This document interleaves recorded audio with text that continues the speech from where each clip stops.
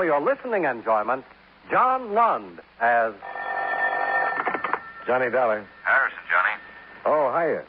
How fast can you get to Beverly Hills, California? Why? You've got to find an uncut canary. Let's take that again, slowly, shall we? It's a diamond, Johnny. A rough, uncut, orange-yellow diamond they call a canary. Weighs 89 carats, and it's insured by us for $125,000. Pretty expensive bird. Yeah, what's more to the point, it took wings sometime last night and hasn't been seen since. How about it, Johnny? I'll see what I can do.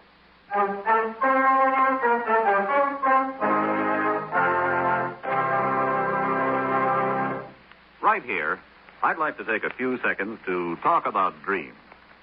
You know, psychologists tell us that dreams are one of the most common forms of escape from the everyday world.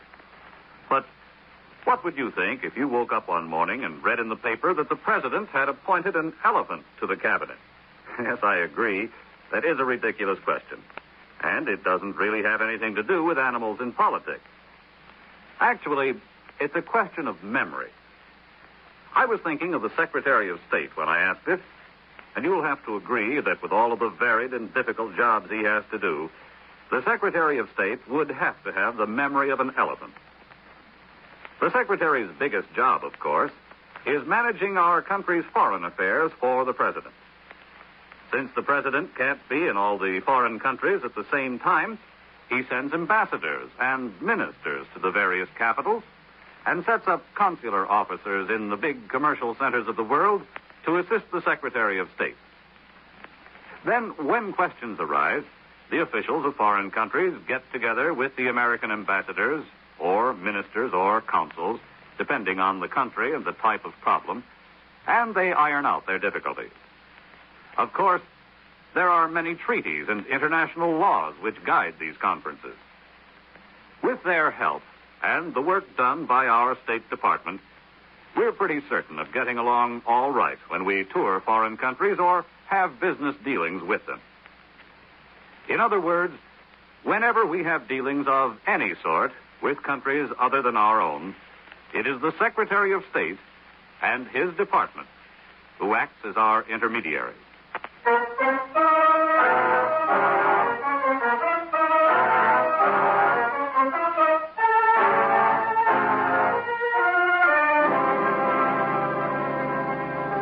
Expense account submitted by Special Investigator Johnny Dollar to Home Office, Eastern Indemnity and Insurance Company, Hartford, Connecticut. The following is an accounting of expenditures during my investigation of the Uncut Canary matter. Expense account item 1, $181.60. Airfare and incidentals between Hartford and Los Angeles, California. Expense account item 2, $3.75 cab fare from the International Airport to a rich-looking jewelry store in Beverly Hills. Inscribed on the door in what looked like a thin line of pure platinum was the single name Johannes. According to Harrison, this had been the last known nesting place of the Uncut Canary.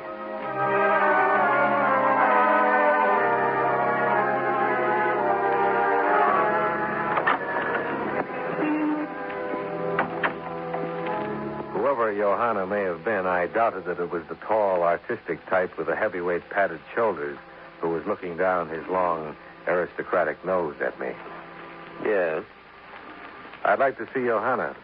May I ask who you are, sir? My name is Dollar, insurance investigator. Oh, you're here about the Minas Gerais Canary, eh? If that's the full name of the missing diamond, yes. I believe you'd better come back in the morning, Mr. Dollar. Any particular reason why? No, it's been a trying day for Madame Johanna. She's quite fatigued. Nobody's too tired to spend a few minutes trying to collect $125,000. In the morning, Mr. Dollar. I'm certain Madame Johanna will be pleased to interview you then. Maybe I won't be in the mood then. Oh, really? It's a possibility. Well, that's your affair, of course. No, not the way I see it. Madame Johanna is claiming the loss. She's entitled to her own opportunity to slam the door in my face. That's quite correct, Mr. Dollar, and I take this opportunity to open it instead. Madame Johanna, I thought you were resting in your office. I did not wish to have you disturbed. The next time, Carter, I would thank you not to be so overly zealous in your desire to protect my health at the expense of my bank account. Come this way, please, Mr. Dollar.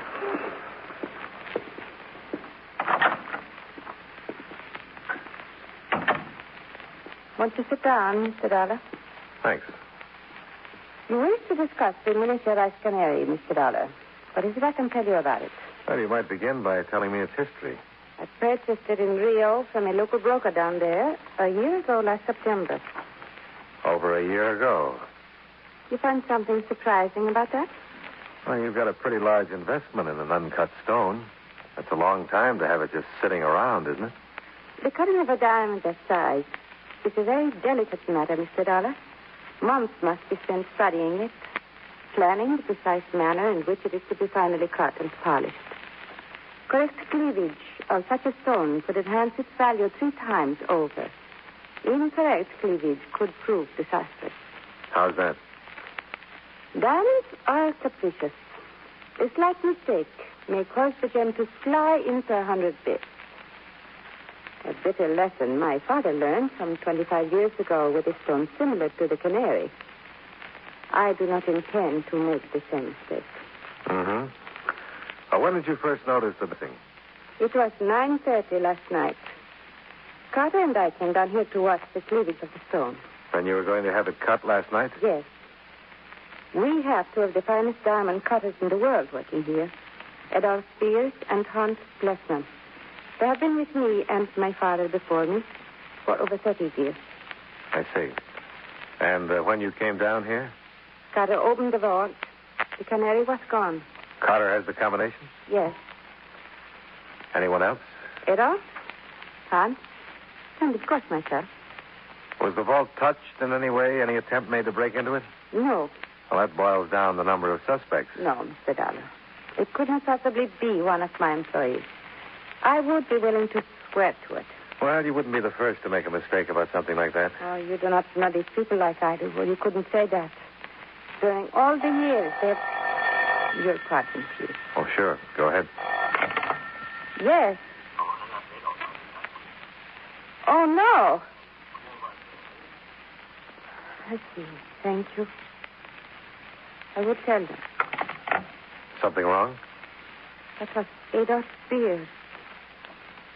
He said if I would send the police over to his house immediately, he would give them the uncut canary.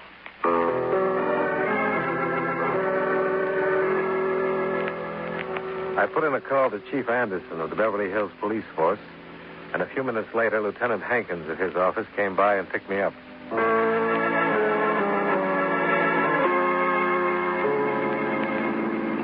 How come you're on this, Hankins? You're still in homicide, aren't you? Yeah, but the head of robbery's been out with a cold, and with this latest development, the chief sent me out to wrap this up and see you on your way. Disappointed? You know better than that. Always glad to see you. Yeah, looks like a quick ending to a long trip, Dollar.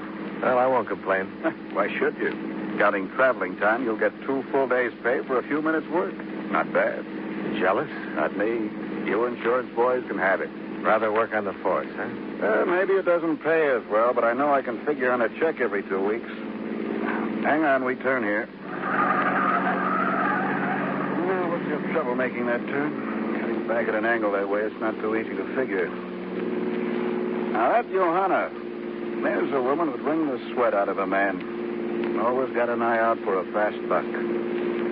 I don't think she's going to be too happy to get that uncut canary back. Why is that? Well, the rumor around town is that it can't be cut. Flaws in it? Oh, the stone's clear enough, but some of them are just shaped wrong. Can't be split clean. The whole stone's liable to break in the dust if you try to cleave it. Do you think that's what's wrong with the uncut canary? She's had it hanging around her shop for over a year and a half. Bought it at a price way under the market. There's got to be some reason for it. Uh-huh. How much you figure the stone would be worth if it could split? Maybe $250,000, give or take a little. Be easier to sell that way, too. This way, her money's tied up in it, and they say she's tight for cash. Who isn't? I don't know what you mean. Oh, that's her worry, not ours. Here's Adolf Beer's house. Let's go in and get it.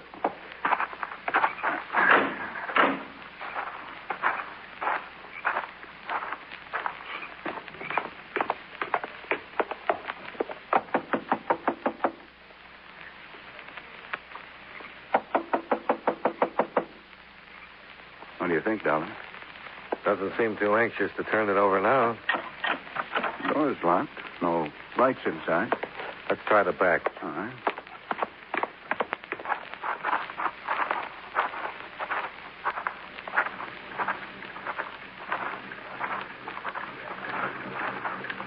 Hear that?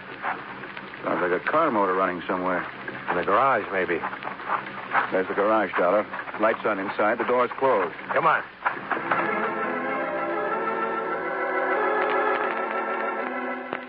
It's no easy job to wrestle some 200 pounds of dead weight out from behind the wheel of a car in a monoxide-filled garage. But Hankins and I finally managed it. Over here. In the grass. Yeah, that'll do it.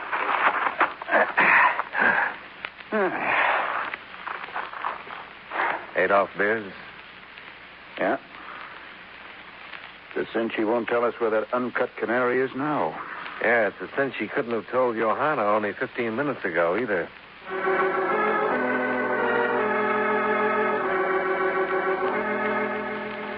While Lieutenant Hankins waited for the homicide boys to arrive, I walked down to the corner drugstore and tried to make some phone calls. I was phenomenally unsuccessful. There was no answer at the jewelry store, at Johanna's home, or at the bachelor apartment of the obnoxious Mr. Carter. Expense account item 3, $1.75. Cab fare from the corner drugstore to the residence of Johanna's other diamond cutter, Hans Plessman.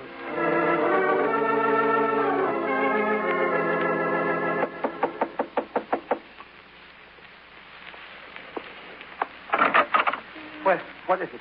What is it? Are you Hans Plessman? Of course I am, of course. And you must be from Albert. Let me have it at once. Do you hear? I think you've made some kind of a mistake, Mr. Plessman. My name is Dollar. I'm an insurance investigator. I'm not interested in your name, young man. I just want the lenses I ordered from Albert for my refractometer. The lenses for my... Insurance investigator. Is that what you said, insurance? That's right, Mr. Plessman. I want to ask you a few questions. Questions? Questions? What kind of questions? About the Minas Gerais Canary. What did you want to know about it? Insurance investigator, eh? What do you want to know about it? Could we talk about it inside? Inside? Oh, yes, inside. Of course. Come in. Thanks. Told the police all I know about it. Why are you coming around bothering me? Why don't you question Adolf? Yes, question Adolf. You think he had something to do with it? Didn't say that. Just asked you why you didn't question him. Adolf Beers is dead, Mr. Plessman. Dead? Adolf dead? That's right. Well. Adolf dead. He might have been murdered. Murder? Adolf murdered? Nonsense. Absolute nonsense. Maybe somebody wanted to get the canary from him. Nobody could have murdered poor Adolf for that. He didn't steal the canary. Didn't steal it. What makes you so sure, Mr. Plessman? Because I stole it, that's why. Murdering poor Adolf when I stole the uncut canary.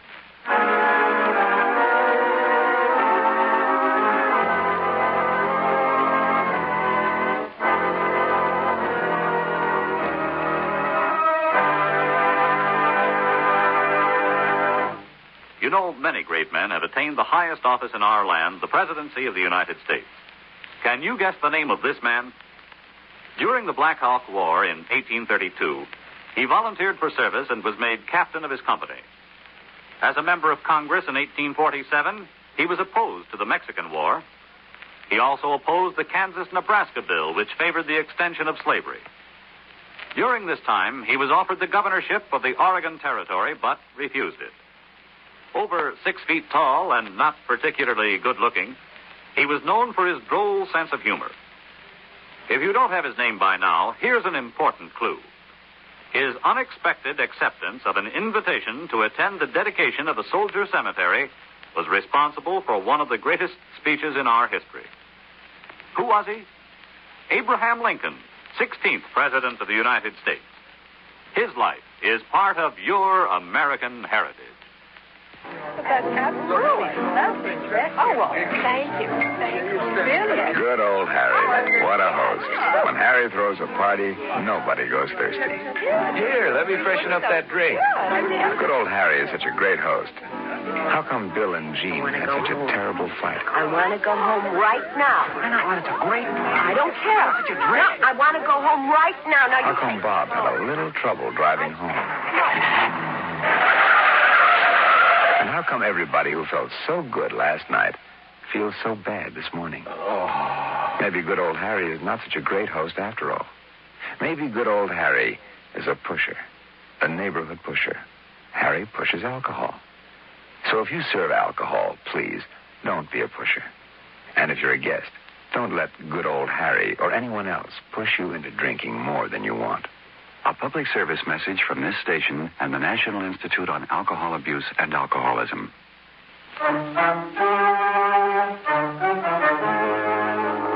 And now, with our star, John Lund, we bring you the second act of Yours Truly, Johnny Dollar.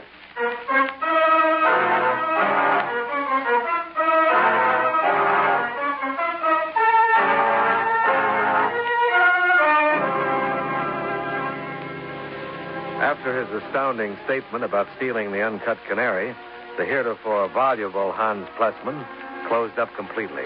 He refused to say anything about anything.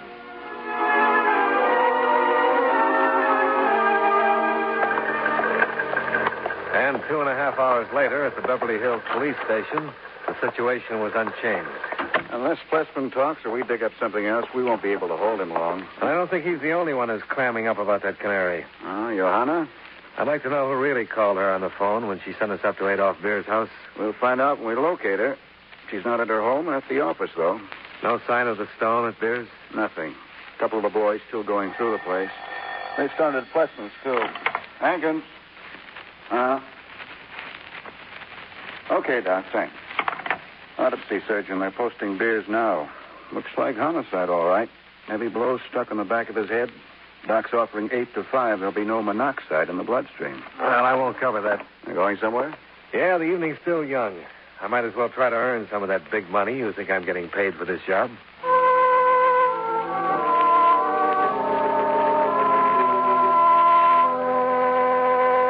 Expense account item 4, $2.25. Cab fare from Beverly Hills to the apartment of Johanna's assistant, Mr. Charles Carter.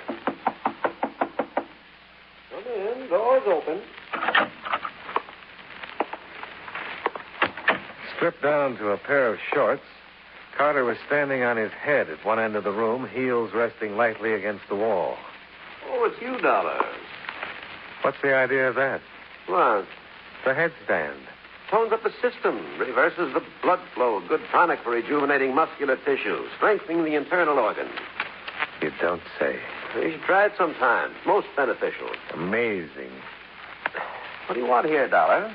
What? Oh, well, I was just wondering where you were earlier this evening after you left the shop. Down at the beach.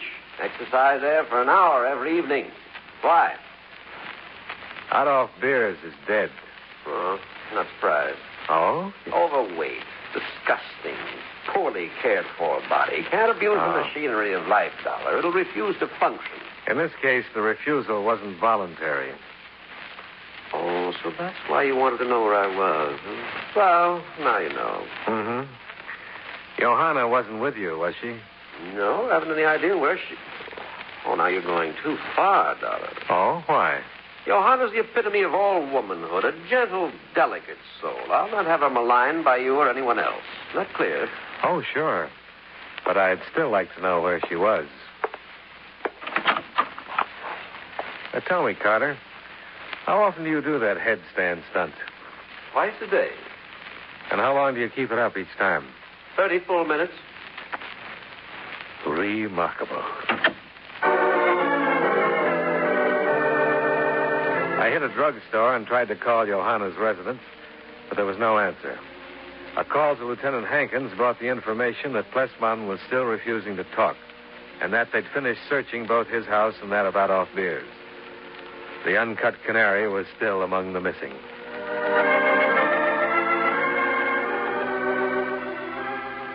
I was drinking a cup of coffee at the fountain when I suddenly remembered something Hans Plessman had said. I grabbed the yellow phone book and started looking for an optical lens manufacturer whose name was Albert. I found one. Albert Schoenbeck. Both an office and a residence phone were listed. At that hour of the morning, the choice wasn't too tough to make. Yeah, Minnie Dora. I have been making optical lenses for Johanna Vanderwood for many years now. And for her father before her. But to call at this hour of the night with such a Christian... And did you ever make lenses for a refractometer, Mr. Schoenbeck? Yeah, for Hans it was. Hans Plessman? Of course, Hans Plessman. Would you mind telling me what a refractometer is used for? You are asking me questions about this, or you do not even know for what it is used? It's important, Mr. Schoenbeck. Yeah, for whom important? For you or for Johanna? Both of us. So. All right, then I will tell you. It is for measuring the bend of light through a precious stone. With mirrors, lenses on the scale, this machine measures the stone's index of refraction and tells exactly what the stone is. You understand what I'm saying? Well, I think I get the general idea, yeah. Could you use one to determine the proper cleavage of a diamond? For cleavage, you ask? Yeah. Would it help any? I have never thought that. Yeah, it is possible, I presume. If there were some interior flaw, some imperfect strata of crystalline structure, that could possibly show up, yeah. But while you ask, what does all this have to do with Johanna? I'm not quite sure. Thanks, Mr. Schoenbeck.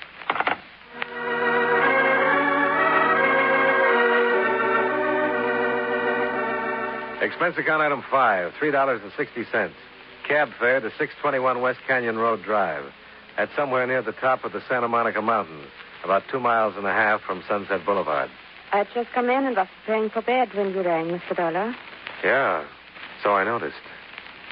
Then if you would please tell me quickly why you have come visiting at this late hour. It's about the rumors. Rumors? Yeah. I understand that Jeweler's Row believes that Johannes is heading for the financial rocks. You came up here tonight to discuss with me the financial status of my business, Mr. Dollar? Not exactly. Well, then.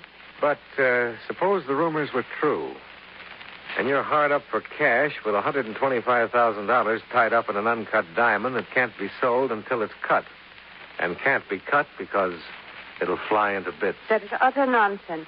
Well, I'm glad to hear it. Why? It removes any motive you may have had for stealing the uncut Canary yourself. I think I'd better leave now, Mr. Dollar. You haven't denied it. You've gone too far for that. Adolf Beers must have gone pretty far, too. The reference is beyond me. Beyond Adolf now, too. Or maybe you haven't asked yourself why somebody wanted to murder him. Adolf? Murdered? You didn't know? But how could I have? Just wondering. Adolf murdered. But why? Well, I'd say either Adolf took the stone and somebody got it away from him, or he knew who did steal it and was going to talk. Either way, the result's the same. Unbelievable. Not quite as unbelievable as your statement that you talked to him on the phone when actually he'd been dead for 2 hours. Now it is time for you to leave, Mr. Dollar. No further explanation? None. Okay. Oh, by the way, did you know Hans Plessman had confessed to stealing the Canary? I did. I suppose you think that's unbelievable, too. My attorney is arranging his release on a writ of habeas corpus at this very moment. Oh, that's very interesting. You sure you don't want to change your story about that supposed phone call from Adolf Beers? I do not. I didn't think so.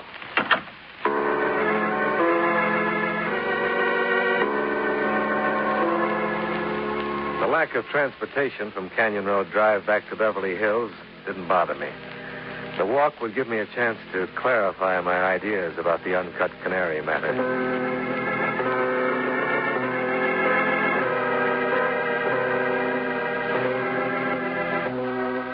It took me a little less than an hour to get back to Sunset Boulevard and an all-night gas station where I called Lieutenant Hankins. Yeah, that's right, Dollar. Hans Plessman was sprung about 45 minutes ago. You put a tail on him? Yeah. He went straight home. Expense account item 6, $1.65, cab fare again. It took about 15 minutes to get to Hans Plessman's house.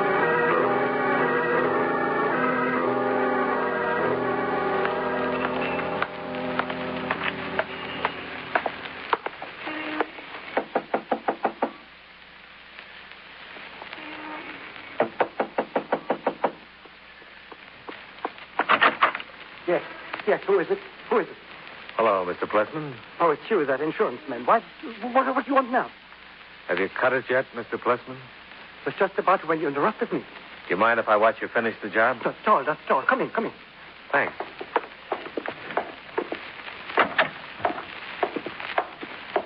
Right in here. Well, looks like you've got a pretty capable assistant, Hans. Yes, I think our partnership in diamond cutting will prove quite successful. Of course it will, of course. The refractometer will make the difference. Told Adolf that, but he wouldn't listen. Was going ahead in his own stubborn way. He would have smashed the stone, just as he did 20 years ago. So Adolf Beers was the cutter who smashed your father's stone, huh, Johanna? Yes, that is quite right, Mr. Dollar. Ruined him and killed him. Couldn't let that happen to my little Johanna, like my own daughter, you know. Couldn't let Adolf do that to her, too. Couldn't. So you took the diamond to keep Adolf from cutting it? It was my fault, Mr. Dollar. I wouldn't have listened to Hans's warnings. I was going to let Adolf go ahead with it. Wouldn't listen to me, who was like her own father. So I had to take the stone. I was going to cut it myself, Johanna, and give it back to you as a gift. I know you were, Hans. Only Adolf saw me getting ready. He was going to stop me, so he could cut the diamond himself. He shouldn't have done that. Adolf shouldn't have done that. I had to stop him. Well, we have work to do. Put the stone on the cut, Johanna. That's it. Now, hold the steel blade right on the incline. That's it. Now, hold it firmly, but without pressure. Not too much pressure. So. Thank you, Hans. You've done it. Of course. But it had to be done my way. Only the refractometer showed the proper place. That stubborn fool Adolf would have ground it into bits. Well, I guess everything is all right now for you. Hey, Johanna. I will save your business, all right? And you, young man, no trouble about the stone now, is there? No trouble? No, Hans. There's no trouble about the stone. You understand how I couldn't let anything happen to my Johanna. Not to my little baby. Oh, his stone. Beautiful. Once I have him cut and polished, the stone... Hans, what is it? Don't you feel well? Oh. It's all right, Johanna. I'm a little weak and shaky, that's all. I can't understand it. Weak, shaky like this. Ridiculous. I think I'll lie down for a bit. Mr. Dollar? Sure. Go ahead. I can't understand it. Weak, shaky. Mr. Dollar, now you know. Yeah. So it was Hans and not Adolf who called you on the phone? Yes. He told me that he had hidden the stone in my house. But not that he had killed Adolf. I brought the stone to him tonight after his release from jail. And there they are. What was once the name is Uncut, Canary. A gift, Hans said. They'll accomplish everything he wanted to accomplish for me. And I'd rather I'd smashed the stone into dust before it all began. I didn't want this gift from Hans.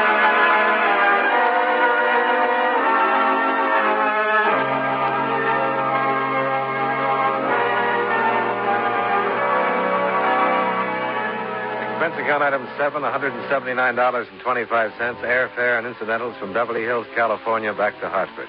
Expense account total, $373.85. Yours truly, Johnny Dollar.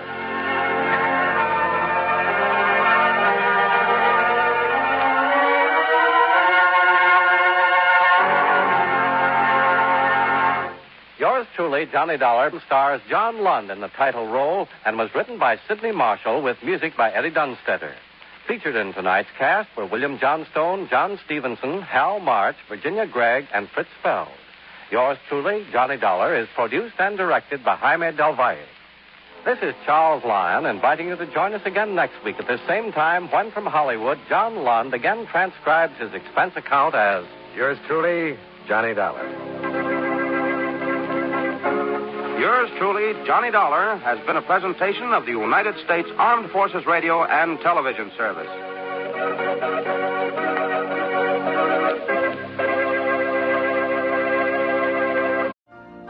You've been listening to the OTR Gold Network. Find more classic radio at otrgold.com.